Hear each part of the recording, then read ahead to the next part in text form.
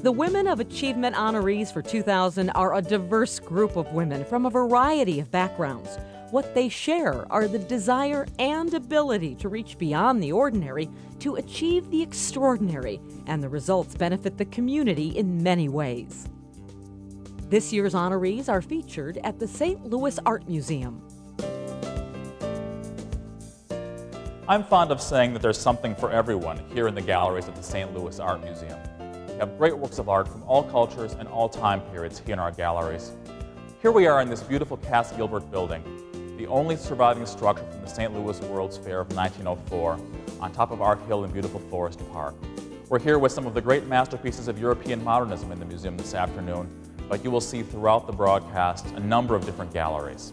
It's a great honor for us to have the Women of Achievement award winners filmed here in the museum this year. Thank you for joining us. We hope you all pay us a visit at the conclusion of today's event.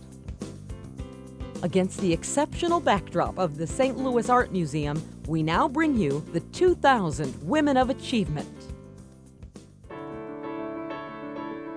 In the category of humanitarian concerns, the honoree is Mary Benke. I have been with children, volunteering with children, since I started 24 years ago.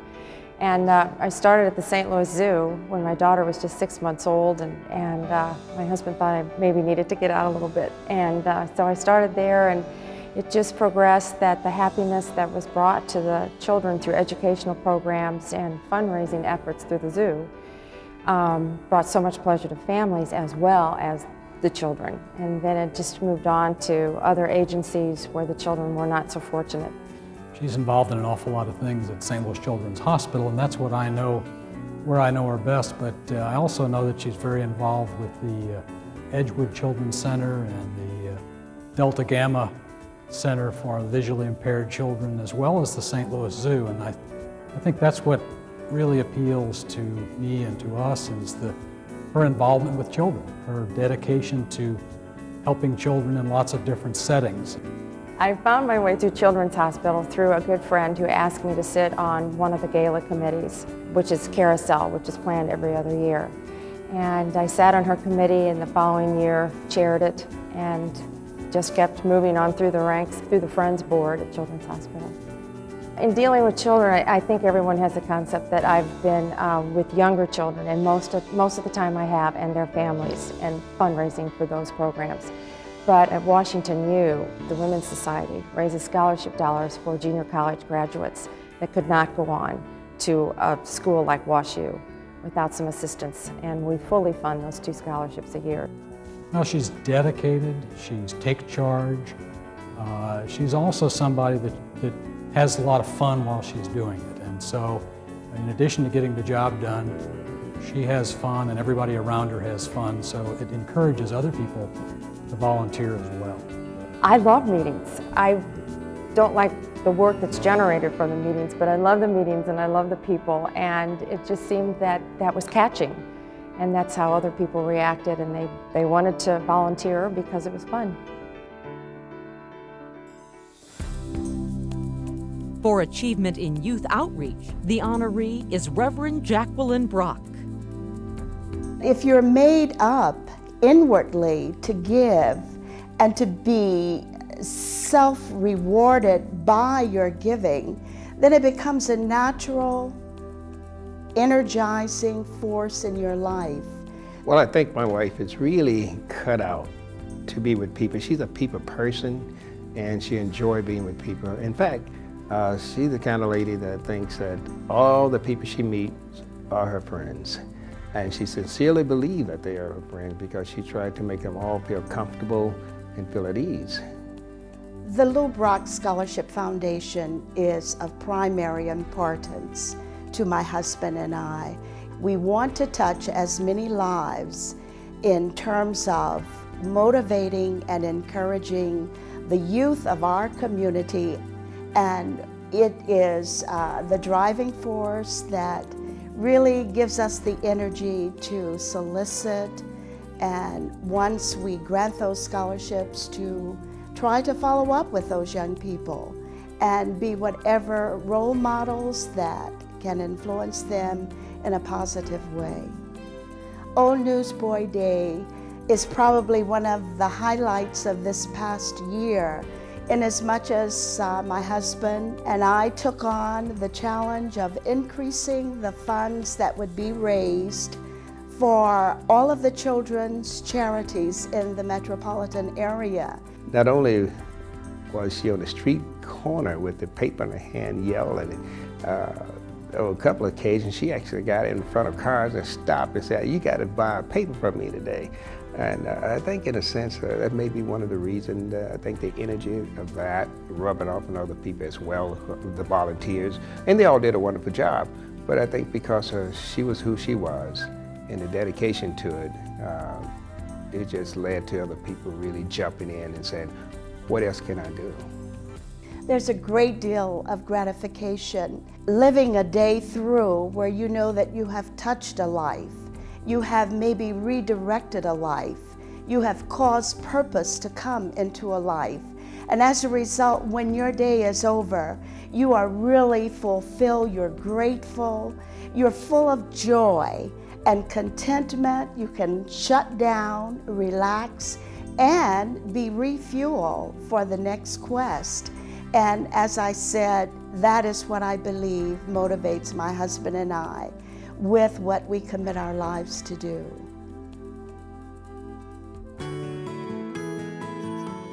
For her efforts in community betterment, the honoree is Julia Eckstein. As a native of St. Charles County, it's very easy to get involved in the community. St. Charles County has a very strong and rich tradition of people being involved and people working together to make it a great community. I can remember ever since I was small, my parents were definitely involved in things in the community, and I think past that an important element in everyone's life, to me also. Julie distinguished herself in St. Charles County by serving as the county's first Director of Business Development at our Economic Development Center. And I know at the time there were many people who were skeptical of her abilities in that area and questioned whether a young woman such as her would be able to operate in a high-powered corporate world. Yet she had a major impact immediately. You have to have a lot of self-confidence and just go do it and show people that you can do it. It takes a lot of preparation, from educational commitment to undergraduate and graduate degrees, and also just participating in a lot of different things in the community to get experience with all kinds of issues and to know how they interrelate to each other.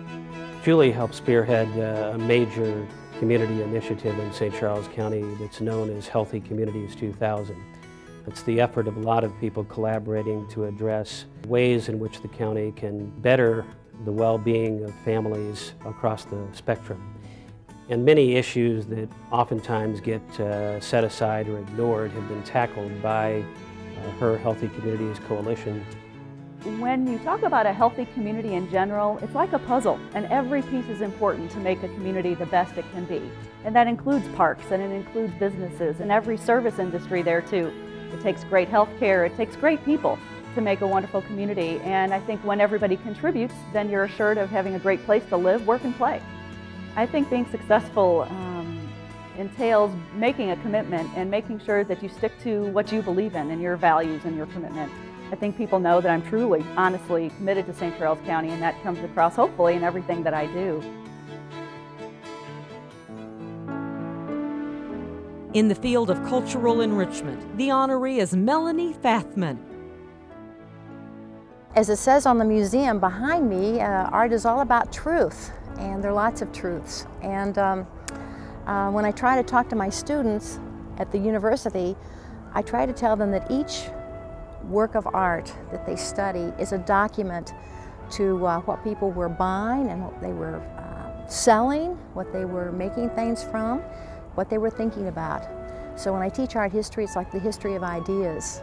I think Melanie's so driven because she's a born teacher, and she has a certain ethic where she is so fortunate, she feels herself so fortunate, she has to share everything she knows with as many people as she can.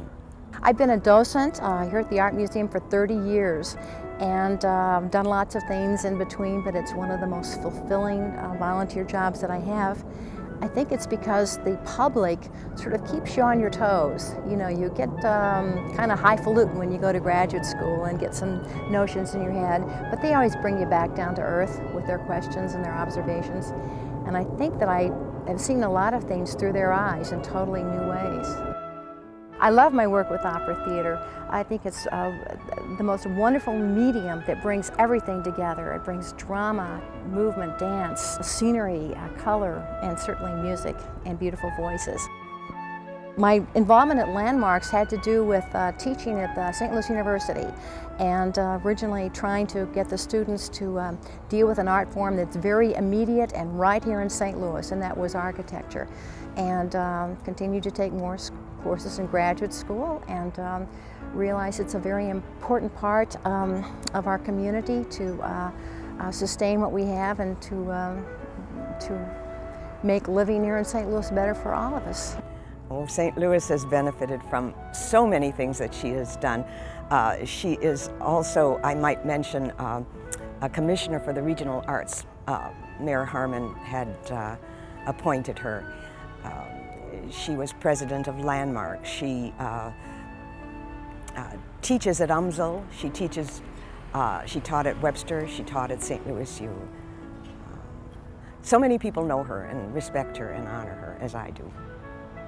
I think the real reason that I volunteer is that I try to get people to come together from different segments of society to have a dialogue with each other and to be enriched by each other's experience.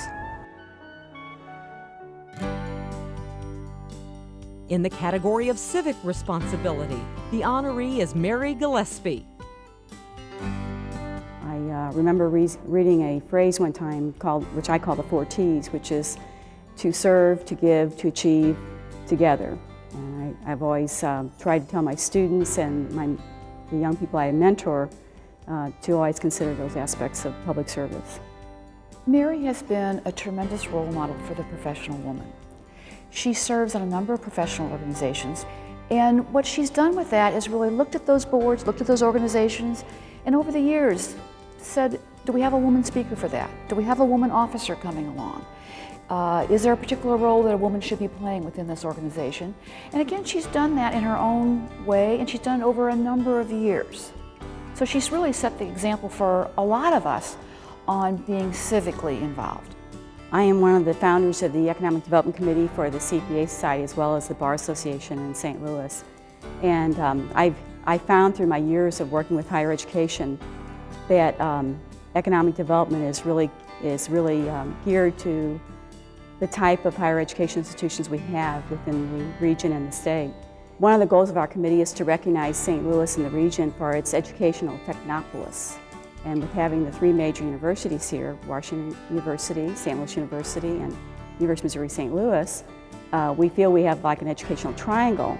It's a great opportunity to increase the access to new businesses and also to attract businesses from other states. And it also helps with the entrepreneurial growth of the region. When she opened her first office in 1976, she started really a lifelong process of inviting young women from our area universities, and that would be St. Louis U, Washington University, University of Missouri-St. Louis, and perhaps others, to be interns in her office. And certainly she gave them a valuable experience, but she did a lot more than that. She would call around to all of us and say, could this student come out and meet with you? Could you talk with them? Is this organization, do you know the people there? Because I'd like to have this student come out and speak with them. If you look at that now over a lifetime in a career, it's amazing. I mean, there's something like 10 to 15 women who have gotten their bachelor's degree who intern with Mary. There's another 5 or 6 who've gotten their MBAs, 3 who become attorneys, and another who has gotten her PhD. And Mary keeps in contact with these women, and she's been really lifelong advocates for them. With students and young people, to watch them progress across their careers, it's really amazing to see them grow. And particularly people you've mentored, you're helping them with their education and training in their careers. And then later on you can talk about how to coach them for a future job, and then also later on actually be their cheerleader.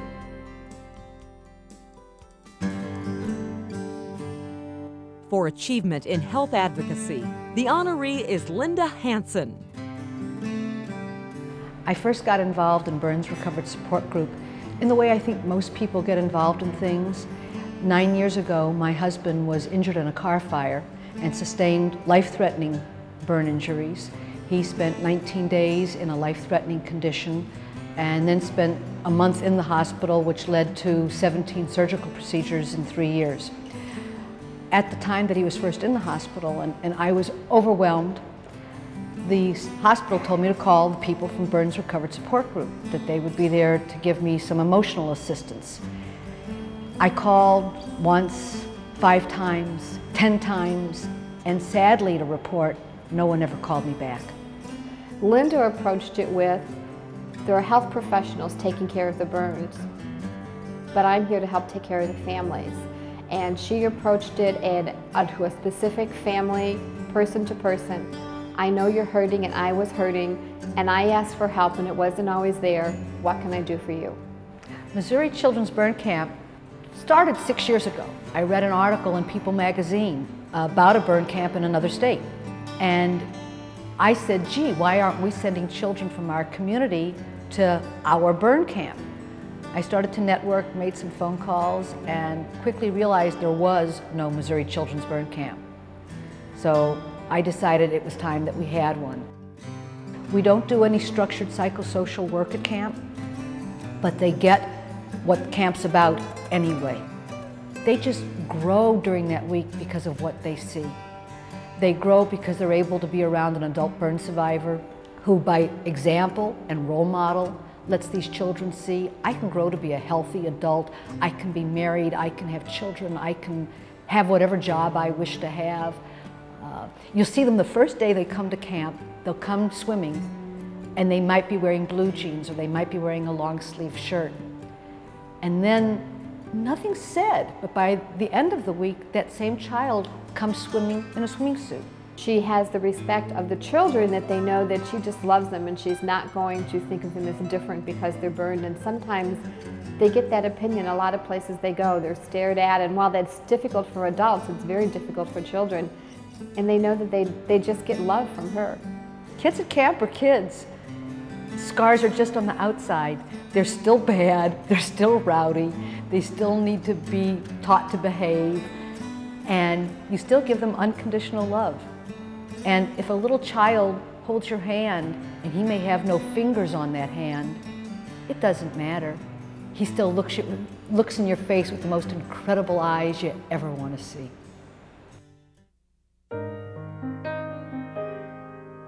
For her efforts in children's welfare, the honoree is Kathleen Hummel. Our Little Haven is a residential facility for children, birth through 5, and the children are come to our Little Haven for a variety of reasons, because they've been abused and neglected, abandoned, drug-exposed children.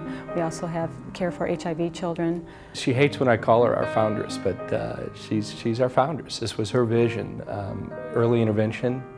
She was working with older children at Evangelical Children's Home, and it was a wonderful learning opportunity. And what she was seeing and what she felt that if we could do something at an earlier age to impact the kids through an early intervention treatment model, that it's just going to make a spectacular difference in their lives and in the community's future as well. It's nice to believe that, okay, if we can get them in a safe place and we can get them some food and nourishment and warm human contact, that they're going to progress and they're going to blossom, and they do, and it's beautifully. But there's also a whole lot of other issues that need to be addressed as well for these medical issues. Just the emotional issues are very, very complex for these children. They're very angry, and they don't even know they're angry. They just have not been able to experience a lot of nice things. It's not put down the broom and go home. It's a lot of thinking. It's come home and worry about the meds for baby Jane, worry about the Joe in his new home tonight, worry about do they have enough blankets, do they have enough pillows tonight. A lot of issues that the trust issues come in regards to trusting that those things will be done and trusting the staff and the volunteers. But it's really difficult to separate it, and so she's decided not to separate it and incorporates it into her lifestyle, and it's part of who she is. We had a tough week last week. It was really hard, and it really affected everyone that had anything to do that worked at our little haven. And I think we can only believe and hope that while the child is there, that we do what we can do, and help them understand that you can trust people and you can experience good feelings about yourself, about people, other people, and have that to go on from. It is tough, it is hard, it's challenging, but it's also very rewarding. 250 kids at this point, and still counting. It's made a difference and significant impact on these kids. Without her vision, without her dream, I'm just concerned, I'm not exactly sure what would have happened to those 250 kids and the however many more we serve in the future.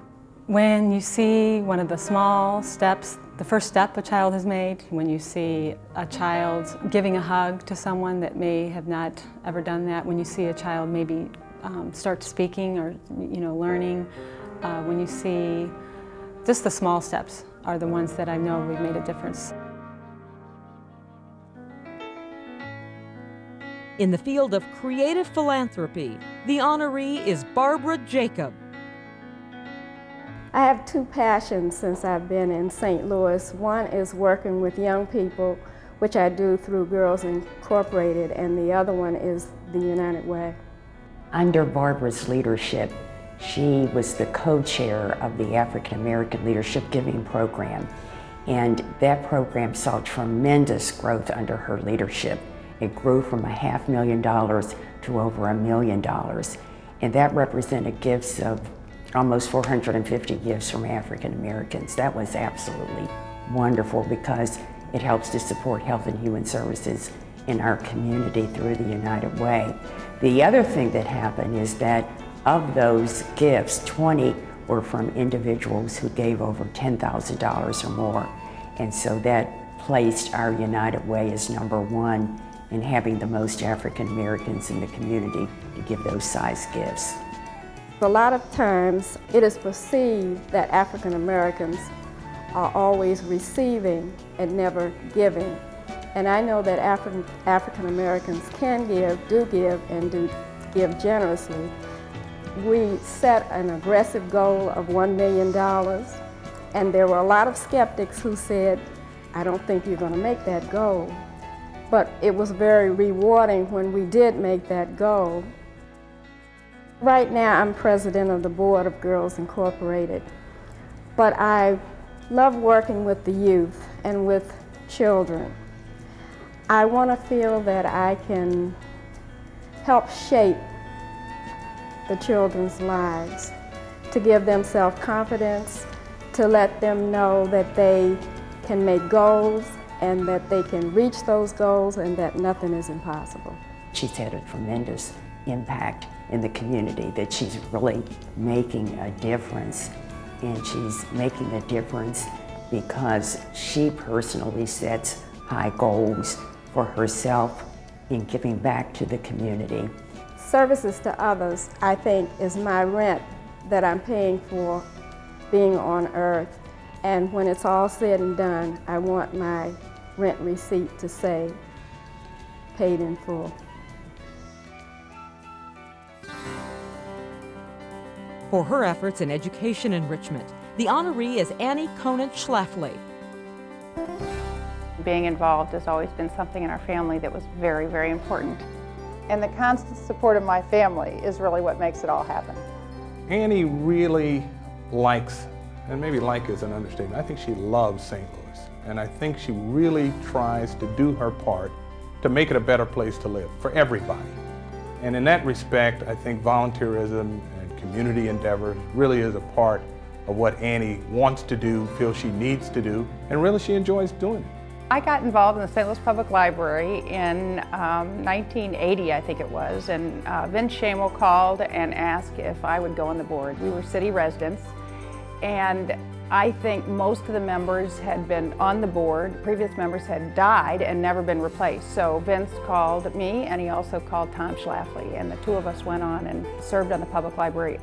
Reading and books, it's like apple pie. Who could say anything against a book or reading or pulling people into the library? And I'm into marketing and sales and started the Friends, and so it was such an easy sell. I could go out and anybody and everybody wanted to get involved. The St. Louis Internship Program was started in 1992 by Tom Halverson, who's a lawyer in the city. And he felt, my gosh, what can we do for kids who don't have opportunities? We're telling them to get jobs, but what if they don't know how to get jobs? And so he started this program with 52 lawyers, and from then on it took off. We get kids from the St. Louis Public Schools, and we work with corporations who employ them, and we work with the principals in the schools to identify kids who are motivated and willing to make changes and really wanting doors to be open for them, and then we place them in these jobs. She's made it very easy to go to these various organizations and do the tough part of the work, which is ask for the contributions. And she does it in a way where those with whom we're meeting really come to understand not only what the organization is about, but the fact that a person like Annie would feel so strongly about the mission of the various organizations that the ask becomes fairly simple and the request is made, and in many instances, if not most, some form of contribution, whether it's financial or otherwise, usually is received. 99% of our kids go on to some post-secondary degree, and when you look at high school statistics, that's incredible. 98% of our kids graduate from high school, and once again, it's an amazing statistic. The positive reinforcement one gets from being involved in an organization, no matter the organization, and you work with people, the staff, and you have an opportunity to volunteer in an organization you believe in, there's just nothing like it.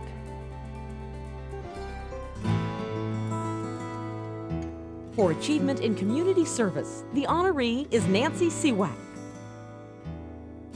The reason I think I've been involved, I just happened to be in places that needed leadership or that needed an extra pair of hands or that just needed somebody to lead the way. Well, Nancy has moved in different areas. She has been active at St. Louis University. She has been active on the board of Enterprise Bank, in addition to assuming many leadership positions within the Jewish Federation structure. She has served as Vice President for Endowments. She has served as Vice President for Human Resources. She was a Women's Division of the Jewish Federation President and Campaign Chair. Every job that she undertook, she was a Young Leadership Award winner, she took with enthusiasm and brought credit to the job that she assumed. My role as the first woman president of Jewish Federation has just evolved as another person becoming president. But I have to say, this is a big organization with a lot of wonderful volunteers. I feel if I've had challenges or if I've had stumbling blocks, I had a lot of nice friends standing by to help pave the way. I do think it's been a wonderful opportunity for women in philanthropy to know that we count, we are important, and we have an awful lot to offer to this community. My role with St. Louis University is a real highlight in my life. I've never had the exposure to Jesuits until I came on to St. Louis University board. They're very ecumenical, they're very academic, and they're very respectful of my background as a person from the Jewish community. It's been a wonderful experience, and again, this is a university who's right in the middle of a city, and it's beautiful. If you go by St. Louis University, you'll have such a thrill of walking on that campus and seeing what a wonderful school it is and how bright our students are and how well they're being educated. Nancy has boundless energy. She is the most positive person I've ever met in my life. She has a very good self-image. The thing that has meant the most to me with everything I've been involved in is the hope that my children and my grandchildren will see how it is our tradition to give back to our society and to give back and make this world just a little bit better than when we got here. And I hope that I've done that through everything that I've done.